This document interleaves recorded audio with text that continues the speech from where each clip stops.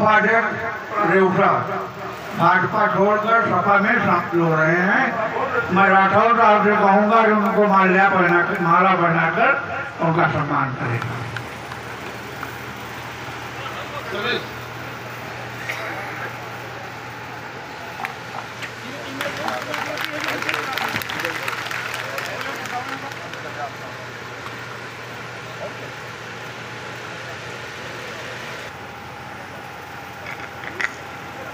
Samajwadi party परिवार में हम आपका साथ। क्या गुनाह है? यहाँ के लोगों की कौन सी ऐसी उनसे नफरत है सांसद से कि उन्होंने सेवता विधानसभा के साथ एक बड़ा गुनाह किया है। इसलिए मैं ये कहना चाहता हूँ आपसे, उसकी बात करें जिन्होंने मंगलसूत्र के मूल्य को समझा हो। अरे जो अपनी बीवी को छोड़ करके बैठे हैं, जो अपनी बीवी को नहीं पहचानते हैं, वो मंगलसूत्र की बात करते हैं। इससे बड़ा देश का दुर्भाग्य क्या होगा? यही लखीमपुर में न जाने कितने किसानों पर एक सिरफिरे मंत्री के सिरफिरे बेटे ने थार चढ़ा दी।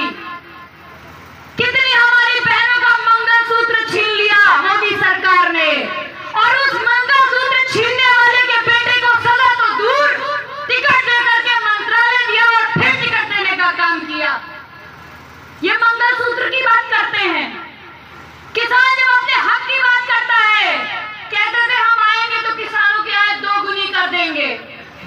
अरे किसानों की आय दोगुनी तो छोड़ दीजिए, समाजवादी पार्टी ने सिंचाई मुक्त करी थी, समाजवादी पार्टी ने किसानों के लिए एमएसपी का रेट तय किया था। लेकिन नरेंद्र मोदी की सरकार में किसानों को अगर कुछ मिला है तो धोखा मिला है और उनको आत्महत्या करने पे मजबूर किया है। एनसीआरबी का डाटा कहता है कि 154 दिहाड़ी मजदूर रोज आत्महत्या कर रहे हैं। महंगाई कहां जा रही है? कहते थे महंगाई की मार हो गई है, अब मोदी सरकार को चुनिए, महंगाई कम करेंगे। डीजल पेट्रोल के दाम कम करने की बात करते थे। आज बताओ डीजल और पेट्रोल के क्या दाम हैं? आज गैस भरवाना कितना मुश्किल है।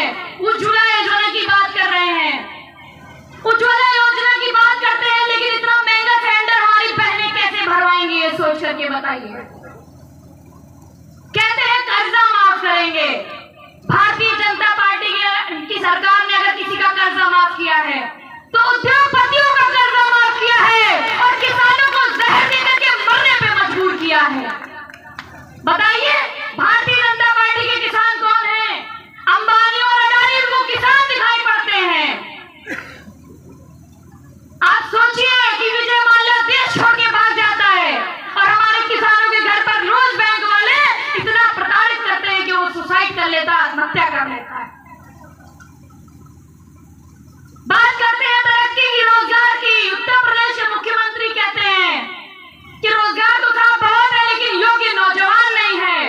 मैं यहाँ बैठे अपने नौजवान भाइयों से, अपने बुजुर्ग पिताओं से ये निवेदन करना चाहती हूँ कि जब 13 मई को जाना तो पंजे वाला बटन इतना दबाना कि इनको आपकी योग्यता समझ में आ जाए, और जब परिणाम आए तो सीतापुर में राकेश राठौर सांसद बन के जाए।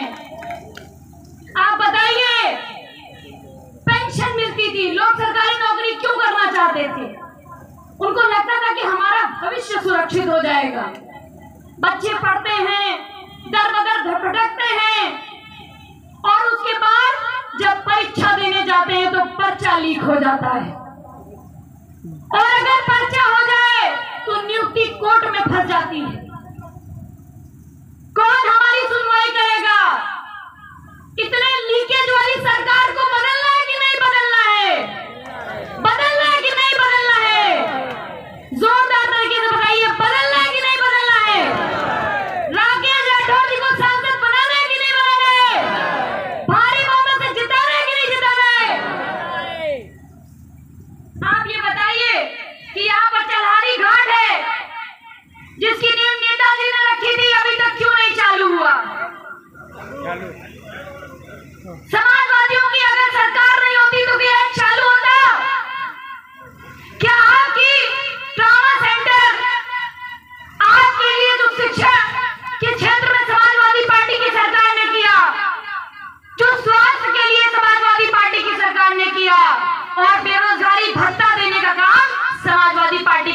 सरकार में हुआ, महिलाओं को पेंशन देने का काम समाजवादी पार्टी की सरकार में हुआ, लैपटॉप देने का काम समाजवादी पार्टी की सरकार में हुआ कि नहीं हुआ?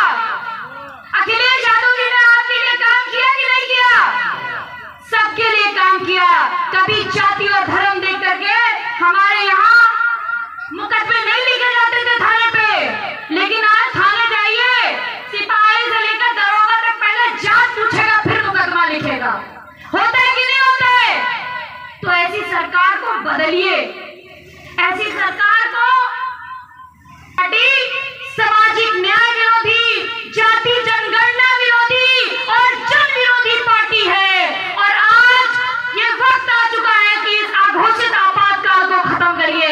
अगर 13 मई को पंजे वाला बटन नहीं दबाया तो फिर ये लोग आ जाएंगे, और जब ये आ जाएंगे तो न रोजगार पे बात होगी, न शिक्षा पे, न स्वास्थ्य पे, न आपकी फसल पे। बस मंगलसूत्र, मंदिर, मछली और मुसलमान, ये 4 मुद्दे भारतीय जनता पार्टी के हैं। देश के प्रधानमंत्री ने अभी तक ये नहीं बताया कि 2 करोड़ रोजगार क्यों नहीं मिला।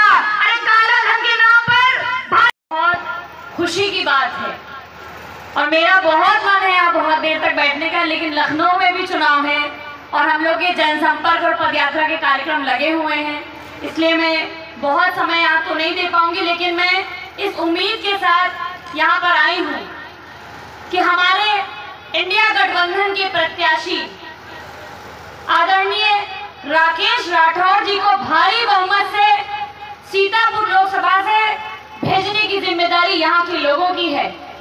और इसी निवेदन के साथ यहाँ आई हूँ आपसे निवेदन करने कि जिस तरह से हमारे नेता आदरणीय अखिलेश यादव जी और राहुल गांधी जी ने ये गठबंधन किया है, ये गठबंधन जनता के बीच में जाएगा और जनता हमारे प्रत्याशी को भारी बहुमत से जिता करके भेजेगी।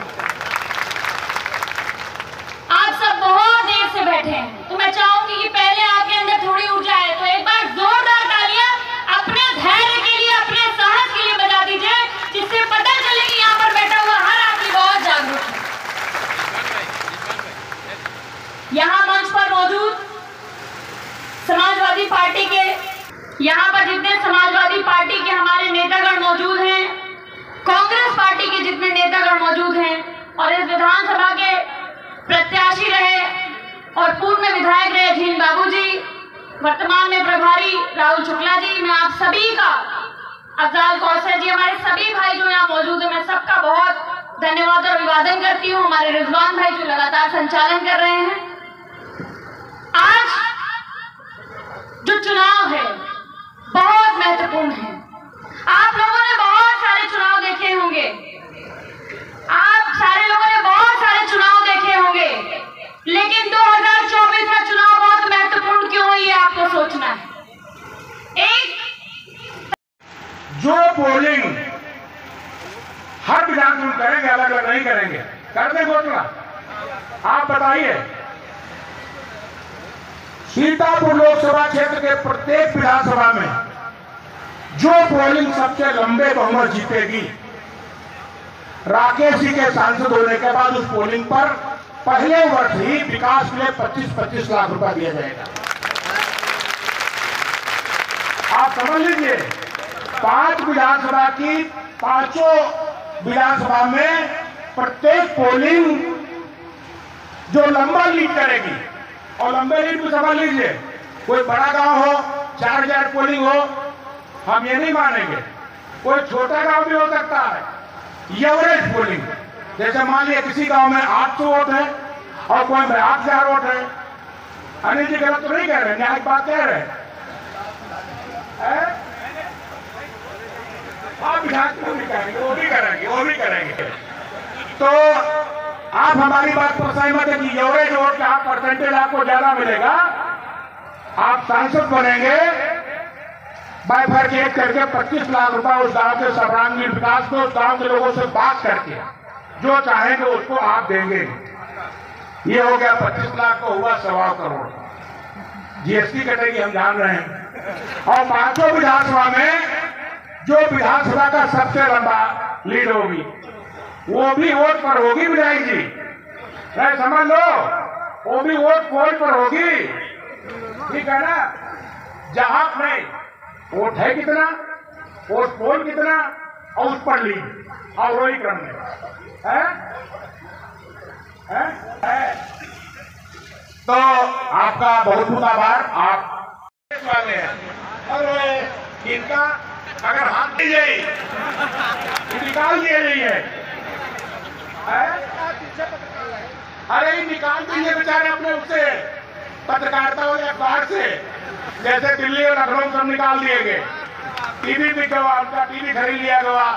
पत्रकार वाले बेचारे हुए वाले हो गए, मोबाइल वाले कहा तुम यूट्यूबर हो गए, बड़े बड़े पत्रकार यूट्यूबर हो गए, तो जो बोला वो खत्म। इसलिए साथियों, आपके जो भी रिश्तेदार नातेदार बाहर हों उनको बुला करके और 12 मई को हर हाल बुला लीजिएगा, वो मतदान करें।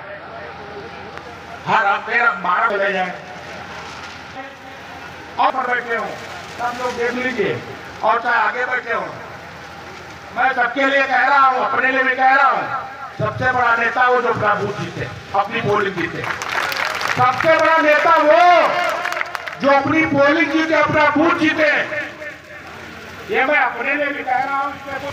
हमने अपने भाई, अपने साथी विधायक राकेश राठौड़ से कहा, पूछा तो नहीं है, किसान जो लिफ्ट बेचते हैं उनसे पैसा कौन ले रहा है? ये दलाली के जो हाथ है, ईश्वर तुम्हें कभी माफ नहीं करेगा। इसलिए साथियों, जब भी भाजपा का इतना है, सालिन तक पूछेगा कि स्कूल कहाँ खोला आपने, रोजगार साधन कौन दिया आपने, महंगाई आपने काहे नहीं कम की। जब मियापुरम किसानों पर मुकदमा लिखा जा रहा, गन्ना खरीदा जा रहा था, सांसद जी भाजपा ही और कहा था, पूछिएगा जरूर। इसलिए मेरे मित्रों, हाथ उठाकर बताइए, हाथ उठाकर बताइए, हमारी बात करेंगे। आज ही आपके घर जाएंगे पहले, और सबसे पहले जितने आपके परिवार में होंगे सबको कहिएगा चुनाव चिन्ह हाथ का पक्का, और फिर अपने मोहल्ले में जाएंगे, पूर्वा में जाएंगे, टोला में जाएंगे। अक्सर लखनऊ, बाराबंकी, हरदोई के लोग हमको आपको क्या कहते हैं, गंजरहा कहते नहीं कहते, कहते हैं। और हमको आपको बड़ा मजा आता है कि हम गंजरहा, गंजरहा कोई सम्मानजनक शब्द नहीं है, आप जान लीजिए। अपमानजनक तरीके से हमको आपको गंजरहा कहते हैं, कहते नहीं कहते हैं। माने नदियों का क्षेत्र, नालों का क्षेत्र, बाढ़ का क्षेत्र, विभीषिका का क्षेत्र, जहाँ आग लगती, तो सम्मानजनक शब्द तो है नहीं, अपमानजनक है नहीं कहे, मजाक पे कहते तो गंजरहा है। तो हम वो लोग अपन इज्जत बचाव के लिए कहते हैं आगे बहराइच वाले आए, कहा नहीं कहा, तो लखनऊ वाले, महमूदा वाले कहा तो होंगे नहीं, रेवसा वाले आए, रेवसा वाले का नहीं, नदी पार, चालारी पार, बहराइच वाले आए। ये सम्मानजनक शब्द नहीं है, ये शब्द अपमानजनक शब्द, उनको प्रताड़ित करने लोग करते हैं। आज चुनाव आ गया, इस क्षेत्र से सांसद कई साल से है, पता है आपको, कई साल से है।